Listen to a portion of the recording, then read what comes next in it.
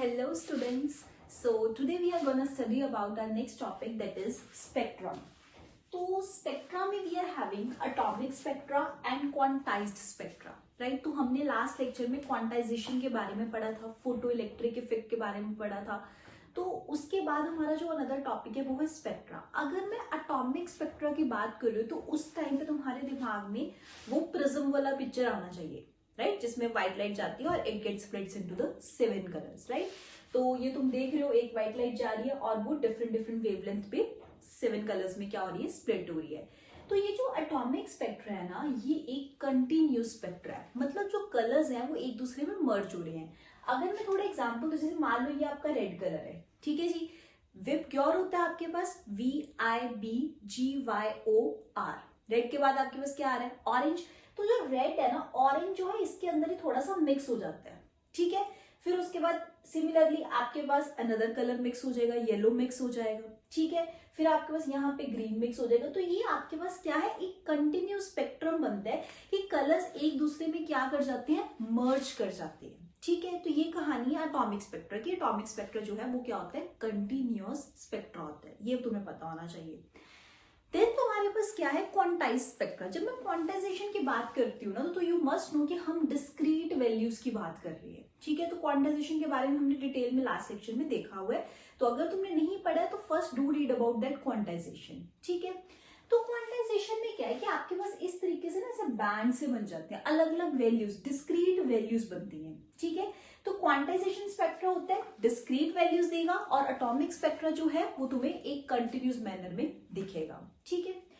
फिर इसके बाद तुम दो चीजों के बारे में पढ़ते हो, एमिशन स्पेक्ट्रा और एब्सॉर्प्शन स्पेक्ट्रा। अब वो क्या चीज है, पहले हम एमिशन स्पेक्ट्रा को देखते हैं। अब क्या चीज है कि आपको पता है कि न्यूक्लियस है, न्यूक्लियस के आउटर मोस्ट शेल्स में जो है, उसके बाहर वाले शेल्स में इलेक्ट्रॉन्स रिवॉल्व कर रहे हैं, कुछ इस तरीके से रिवॉल्व करते हैं। तो पहले हमने डिस्कस करा था जब हम मॉडल्स के बारे में पढ़ रहे थे, तो ये न्यूक्लियस है, उसके बाहर वाला शेल फर्स्ट शेल है, उसके बाहर वाला सेकंड है, थर्ड है, सो ऑन चलता रहता है, जिसको अपन ने KLMN नाम दिया था, ठीक है।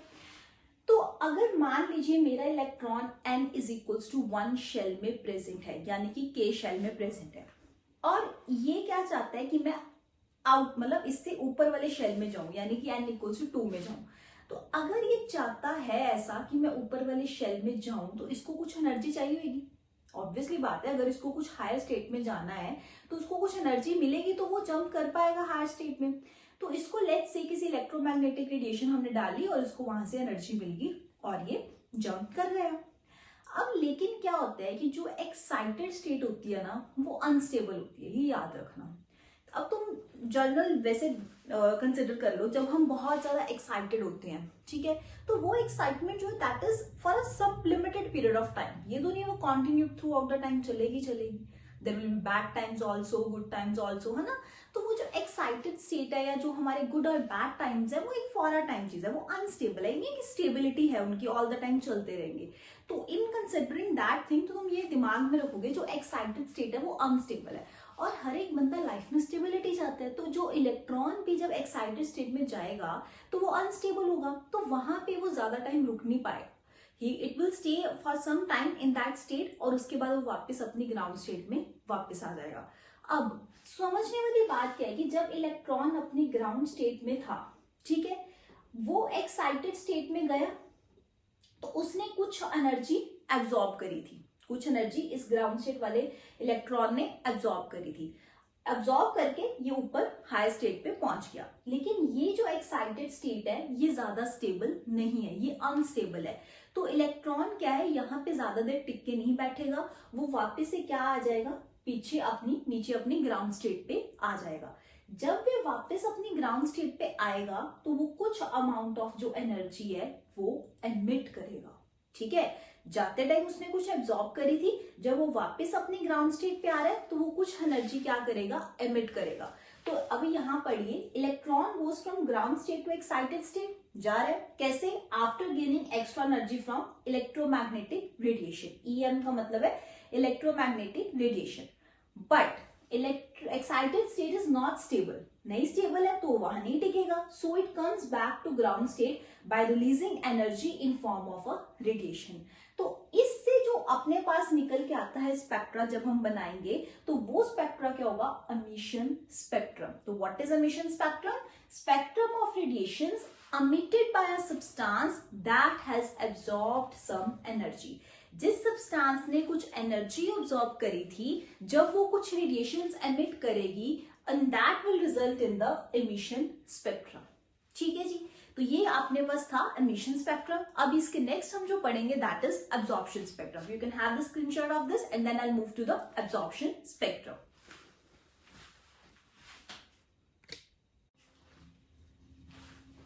तो अभी हमने एमिशन स्पेक्ट्रा के बारे में पढ़ा था। जो next step that is absorption spectrum. अब एब्जॉर्प्शन स्पेक्ट्रम में क्या है कि तुम्हें एक कलर्ड स्पेक्ट्रा मिलेगा, लेकिन उस कलर्ड स्पेक्ट्रा में क्या होगा, जैसे ये मान लो कोई कलर्ड स्पेक्ट्रा है, इस कलर्ड स्पेक्ट्रा में तुम्हें कहीं कहीं क्या नजर आएंगी, ब्लैक लाइंस नजर आएंगी। ठीक है, तो वो जो ब्लैक लाइंस तुम्हें नजर आएंगी that will be corresponding to some absorb wavelength, कि तुम किस वेवलेंथ की लाइट एब्जॉर्ब हो रही है, तो उस कॉज के कॉरेस्पॉन्डिंग तुम्हें क्या नजर आएगी, ब्लैक लाइन नजर आएगी, राइट।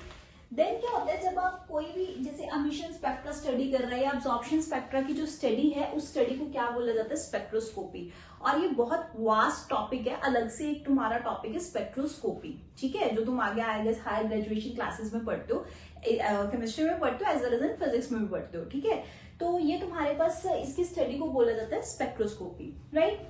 और मान लो आप प्रिज्म में से कोई हाई डेंसिटी वाला कोई मैटर पास करवा रहे हो, लाइट पास करवा रहे हो, तो उस केस में तुम्हें मिलेगा कंटिन्यूस स्पेक्ट्रम। ठीक है जी, अगर आप उस प्रिज्म में से हॉट गैस पास करवा रहे हो तो उसमें से आपको मिलेगा एमिशन स्पेक्ट्रा। अगर आप कोल्ड गैस पास करवा रहे हो that is your absorption spectra. तो ये काफी स्टडीज करी गई, रिसर्चेस करी गई, एक्सपेरिमेंट्स देखे गए कि किस किस तरह के हमें स्पेक्ट्रास मिलते हैं, उनके बेसिस पे अपने पास ये रिजल्ट जो है वो निकल के आए हैं। ठीक है, देन आप एक पढ़ोगे लाइन स्पेक्ट्रा। अब लाइन स्पेक्ट्रा क्या है कि कुछ एलिमेंट्स को आइडेंटिफाई करने के लिए लाइन स्पेक्ट्रा यूज करा जाता है। अब हमारे पीरियोडिक टेबल में कुछ एलिमेंट्स तो ऐसे हैं जो लाइन स्पेक्ट्रा की हेल्प से अपने पास क्या है, स्टडी करेंगे, मतलब वो वहां से निकल के आए हैं, लाइन स्पेक्ट्रा निकला और वहां से हमने ऑब्जर्व करा अच्छा ये वाले एलिमेंट्स भी एग्जिस्ट करते हैं। तो कुछ एलिमेंट्स की डिस्कवरी उस लाइन स्पेक्ट्रा से ही हुई है। ठीक है, तो लाइन स्पेक्ट्रा क्या है कि तुम इसके एलिमेंट्स को आइडेंटिफाई करने के लिए यूज कर सकते हो, और हर एक जो एलिमेंट है ना उसका एक यूनिक लाइन एमिशन स्पेक्ट्रा होता है, राइट। तो इसीलिए तो हम आइडेंटिफाई कर पाए। अगर कुछ सेम सिमिलर लाइन स्पेक्ट्रा होता तो हम कैसे डिस्टिंग्विश करते कि किसका कौन सा है। तो दिस इज व्हाई हर एक का एक यूनिक लाइन स्पेक्ट्रा है। तो यहाँ पे कुछ एलिमेंट्स मैंने लिखे हैं, हीलियम है, रुबिडियम है, स्कैंडियम है। तो ये कुछ ऐसे एलिमेंट्स थे जो लाइन स्पेक्ट्रा से हमने क्या करे थे, डिस्कवर करे थे।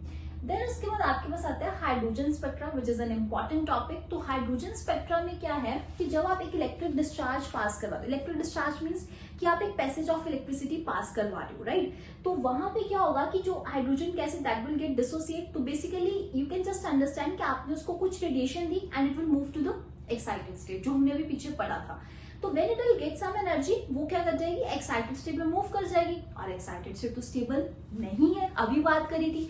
तो एक्साइटेड स्टेट स्टेबल नहीं है तो वो क्या कर जाएगा, वापस अपनी ग्राउंड स्टेट पे रिटर्न कर जाएगा। तो जब वो रिटर्न करेगा ग्राउंड स्टेट में तो इट विल अमिट सम रेडिएशन, कुछ रेडिएशन अमिट होंगी ऑफ डिस्क्रीट डिफरेंट फ्रीक्वेंसीज। तो वहां पे जब आप उस रेडिएशन को किसी प्रिज्म में पास करवाओगे तो तुम्हें क्या मिलेगा, लाइन स्पेक्ट्रा मिलेगा। This LS is line spectra मिलेगा।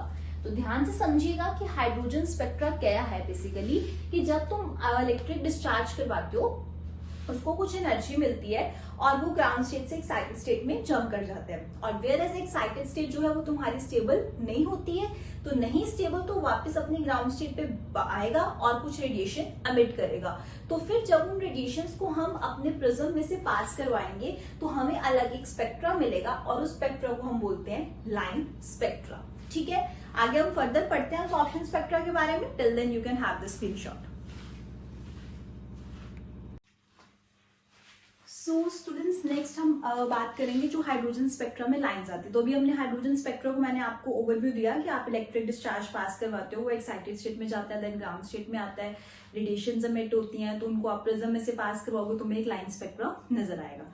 अब उसमें कौन कौन सी लाइंस नजर आती है वो देखने वाली बात है। ठीक है, अब अगर तुम यूवी रीजन में रेडिएशंस की बात करो, अल्ट्रावायलेट रीजन के रेडिएशंस की बात कर रहे हो, तो उस सीरीज को हम बोलते हैं लेमैन सीरीज। क्या बोलते हैं? Layman series. इस केस में क्या है कि जो आपकी रेडिएशंस है ना वो क्या है, n इज इक्वल्स टू 2, मतलब मान लो ये तुम्हारा n इज इक्वल्स टू 1 है ना, तो ये आपका n इज इक्वल्स टू 2 है, यहां से नीचे को आ रही है, ठीक है, या फिर 2 से ऊपर जितने भी लेवल्स हैं, लेकिन उनका जो मेन पॉइंट है नीचे आने वाला वो कौन सा है, n इज इक्वल्स टू 1। समझ रहे हो बात? अब उसके बाद अगर मैं विजिबल रीजन की बात करूं तो वो है आपकी बाल्मर सीरीज। क्या है? Balmer series. वहां पे आपके पास जो है radiations n is equals to 3, 4, 5, मतलब एंड उनका 2 पे है, उन्होंने 2 सेकेंड रीजन पे आके फॉल करना है, तो 2 से ऊपर जिस मर्जी रीजन से आ सकती है, 3 से आए, 4 से आए, 5 से आए, जो मर्जी शेल से वो कहां पे आएंगी, n इज इक्वल्स टू 2 पे। तो इसलिए मैंने क्या लिखा, from n equal 3, 4, 5 up to so on, मतलब 5 से आगे भी किसी पे भी आएगी तो कहां आके गिरेगी, n इक्वल्स टू 2 पे गिरेगी। ठीक है जी। फिर अगर बात करूं पैस्चन, ब्रैकेट, पी फंड, ये सारे कौन से रीजन में लाई कर रहे हैं, IR, that is infrared reason में लाई कर रहे हैं। तो वहां पे पैस्चन में क्या है कि आपकी जो फॉल करेगी n इक्वल टू 3 पे, 3 से अब किसी भी लेवल से आ रही होंगी, ब्रैकेट में करेंगी 4 पे, और पी फंड में आएंगी n इज इक्वल्स टू 5 पे। ठीक है, तो बहुत इजी सी चीज है कि लेमन में n इक्वल्स टू 1 पे गिर रही है, बाल्मर में ऊपर से आके n इज इक्वल्स टू 2 पे आ रही है, उसके बाद पैस्चन में n इज इक्वल्स टू 3 पे, ब्रैकेट में n इक्वल्स टू 4 पे, और पी फंड में n इज इक्वल्स टू 5 पे। ठीक है जी। तो ये आपके पास, ये आपका लाइन स्पेक्ट्रा में जो लाइंस, हाइड्रोजन स्पेक्ट्रा में जो लाइंस आती है उनकी बात हमने करी। अब यहां से आपके पास एक वेव नंबर का फॉर्मूला निकल के आता है जो हमें दिया बाल्मर ने, और अगर बाल्मर ने दिया तो ऑब्वियसली उसने विजिबल रीजन के लिए दिया होगा। ऑब्वियसली अगर बाल्मर सीरीज ही विजिबल रीजन में है तो उसने फॉर्मूला भी उसी का ही दिया होगा, राइट। तो यहाँ पे वेव नंबर न्यू बार, मैंने आपको स्टार्टिंग लेक्चर्स में बताया था कि इसको आप कैसे डिनोट करते हो, ये न्यू फ्रीक्वेंसी का जो होता है सिंबल, उसके ऊपर क्या लगा देते हो, बार, इक्वल्स टू 109677। ये एक कांस्टेंट है जिसको हम बोलते हैं रेडबर्ग कांस्टेंट, और ब्रैकेट में आपके पास क्या आएगा, 1/2²। अब यहाँ पे मैंने 2 क्यों लिखा, क्योंकि बाल्मर वाला रीजन कहां पे आके रेडिएशन मतलब वो फॉल कर रहा था, n इज इक्वल्स टू 2 पे, -1/n²। n² मतलब जिससे भी आएगा, अगर 3 से आ रहा है तो यहाँ 3 लिख दो, 4 से आ रहा है 4 लिख दो, 5 से आ रहा है 5 लिख दो, और सेंटीमीटर इनवर्स इसका क्या है, यूनिट है। तो ये सिर्फ विजिबल लाइंस पे लगेगा ये वाला फॉर्मूला। आगे तो मैं एक जनरल फॉर्मूला भी दूंगी जो हर एक के लिए लगेगा, पर ये बाल्मर ने दिया था तो ये सिर्फ कौन से लाइंस पे लगेगा, for the visible lines of the hydrogen spectra. ठीक है जी, नोटेड डाउन, देन मैं आगे मूव ऑन करती हूँ। तो अब आप देख लो, ये आपका जनरल फॉर्मूला है जो जॉन सेडबर्ग ने दिया था, वही कुछ है 1/λr। अब यहाँ पे हमने n1² लिख दिया और यहाँ क्या लिख दिया, n2²। n1 जो आपकी लोअर एनर्जी स्टेट है जहां पे वो आके फॉल कर रहा है, और n2 आपकी जो भी हायर एनर्जी स्टेट है, वही आर रेडबर्ग कांस्टेंट है, value 109677, you will have to remember, right. तो सीरीज वही Lyman, Balmer, Paschen, Brackett, Pfund. n1 जहां वो फॉल कर रहा है लोएस्ट वाला, इसका 1 2 3 4 5, लोएस्ट 1 है तो ऊपर से फॉल करेगा, 2 3 4 5 किसी से भी कर सकते हैं, लोएस्ट 2 है तो उससे ऊपर 3 4 5 किसी से भी करेगा, पैस्चन 3 4 5 उसकी n2 होगी। सिमिलरली आपके पास ब्रैकेट और पी फंड है। तो ये आपका जनरल फॉर्मूला है, आपको अलग से वो बाल्मर वाला लर्न करने की जरूरत नहीं है, तो आप जनरल फॉर्मूला करोगे, ये सबके लिए एप्लीकेबल है। तो you will have this basically, इसके बेसिस के आपको पूछा जा सकता है कि आप लेट्स से कि एनर्जी स्टेट ये है कि बाल्मर सीरीज के लिए बताओ, तो बाल्मर सीरीज के लिए उसने बोला कि वो n इज इक्वल टू 2 पे फॉल करा, लेट्स से वो n इज इक्वल टू 3 पे करा है, तो तुम यहाँ क्या करोगे, 2 फिल कर दोगे, यहाँ 3 फिल कर दोगे, सॉल्व करोगे, तुम्हारे पास क्या आ जाएगी, ये वेव नंबर आ जाएगा। ठीक है, वेवलेंथ गिवन है, आर की वैल्यू तुम्हें पता आएगी जो कि क्या है, 109677। ठीक है, तो एज सिंपल एज दैट, कुछ ज्यादा नहीं है, एक फॉर्मूला है जो तुम्हें याद करना पड़ेगा, और सब सीरीज के लिए वो सेम ही एप्लीकेबल है। ठीक है जी, तो यहाँ अपना जो स्पेक्ट्रा वाला टॉपिक है दैट इज फिनिश्ड। ओके, तो you can note it down, then will start with the next one.